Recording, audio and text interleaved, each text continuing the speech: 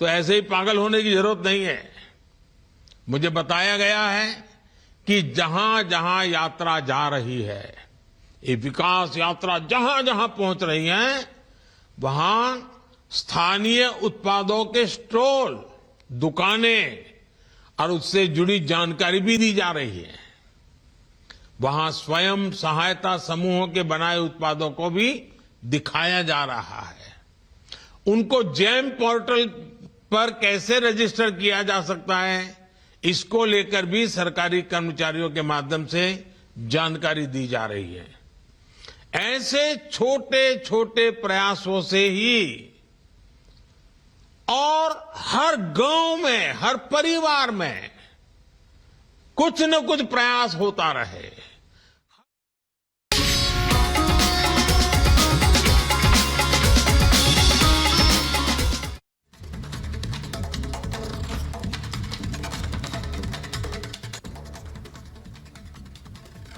और चलिए बात अब अयोध्या उत्सव से जुड़ी कर लेते हैं, क्योंकि 22 जनवरी का इंतजार बेसब्री से राम भक्त कर रहे हैं। और ऐसे में जिस तरीके से प्राण प्रतिष्ठा समारोह की तैयारियों को अंतिम रूप दिया जा रहा है, अब राम मंदिर से जुड़ी नई तस्वीरें भी सामने आ रही हैं। इसी पर एक खास रिपोर्ट आपको दिखाते हैं ग्राउंड जीरो से हमारे सहयोगी सुचारिता कुकरेती की। जन्म स्थान का ये मंदिर बेहद खास है। प्रभु श्री राम के जन्म स्थान पर ये भव्य मंदिर बनकर तैयार हो रहा है और ये भारतीय सांस्कृतिक इतिहास के लिए एक स्वर्णिम तिथि होगी। ये जो तस्वीर आप पीछे देख रहे हैं, अभी भी जन्म स्थान मंदिर का निर्माण जारी है, लेकिन आप आज बिल्कुल ठीक सामने से उस भव्य भगवान राम जन्म स्थान के मंदिर को देख रहे हैं, जहां पर आप 22 तारीख की प्राण प्रतिष्ठा के बाद दर्शन के लिए पहुंच सकेंगे।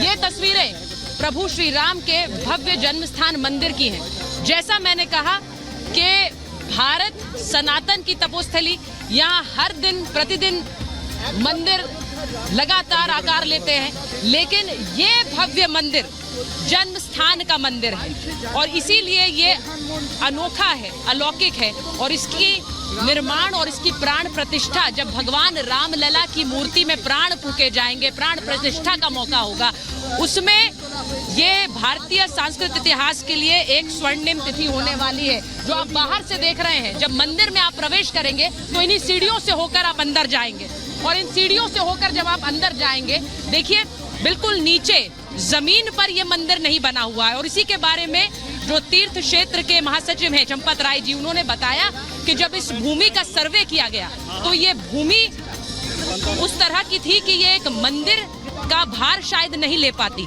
इसीलिए इस मंदिर में पहले कृत्रिम पत्थर यानी कि आर्टिफिशियल रॉक लगाया गया।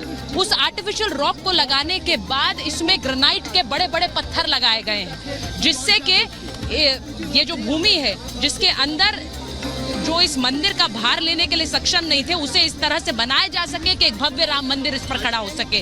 और सोचिए कि 17,000 ग्रेनाइट के पत्थर, जो हर एक पत्थर 2 टन का है, वो पहले यहाँ पर लगाया गया। उसके बाद ये भव्य निर्माण इस पर शुरू हुआ है। आप पहली बार दर्शन कर रहे हैं भव्य भगवान श्री राम जन्मस्थान के मंदिर के ठीक उस द्वार के सामने से, जहाँ से आप इस मंदिर में प्रवेश करेंगे जब प्रभु श्री राम के आशीर्वाद के लिए आप जन्मस्थान अयोध्या आएंगे। यही है सिंह द्वार, जहां से मंदिर में प्रवेश होगा। और इस सिंह द्वार से अंदर आते हुए आप 5 मंडपों से गुजरते हुए गर्भगृह के अंदर दाखिल होंगे। आप सोचिए कि 5 मंडपों से जब आप गुजरकर गर्भगृह तक पहुंचेंगे तो उन 5 मंडपों से गुजरने के वक्त 500 साल के संघर्ष की जो कहानी है वो आपके सामने जीवंत प्रत्यक्ष नजर आएगी। और उस आंदोलन की, उस समर्पण की 500 साल की कहानी इन 5 मंडपों के जरिए तो आप देखेंगे। लेकिन जो मंदिर की दीवारें हैं, जो स्तंभ है, जो नक्काशी है, वो भगवान प्रभु श्री राम के जीवन को आपके लिए एक अलौकिक स्मृति के रूप में इन पर छाप कर गई है। जब आप अंदर जाएंगे और आप मंदिर में देखेंगे, ये 5 मंडप हैं जिनसे गुजरते हुए आप अंदर जाएंगे। और वो तस्वीर इस वक्त आपको मुकेश जी दिखा रहे हैं जो गुजरात के आर्किटेक्ट है, जो मुख्य शिल्पकार है चंद्रकांत सोमपुरा, उन्होंने ही इस मंदिर का निर्माण, उन्होंने ही इस पूरे मंदिर का डिजाइन तैयार किया है।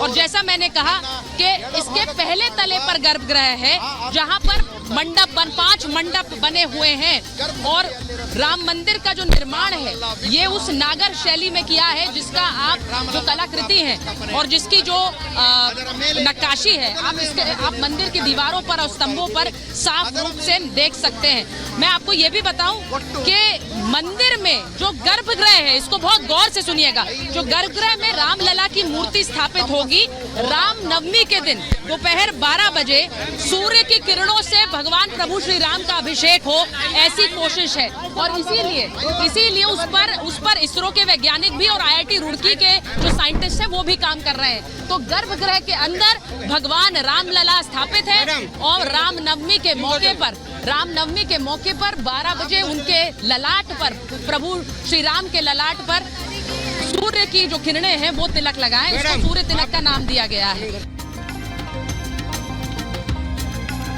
अयोध्या में बन रहे भव्य राम मंदिर की तैयारी लगभग हो चुकी है। अब 22 जनवरी का इंतजार किया जा रहा है, जब प्रभु श्री राम को मंदिर में एकदम विराजमान किया जाएगा। मंत्रोच्चार के साथ प्रधानमंत्री नरेंद्र मोदी पहुंचेंगे।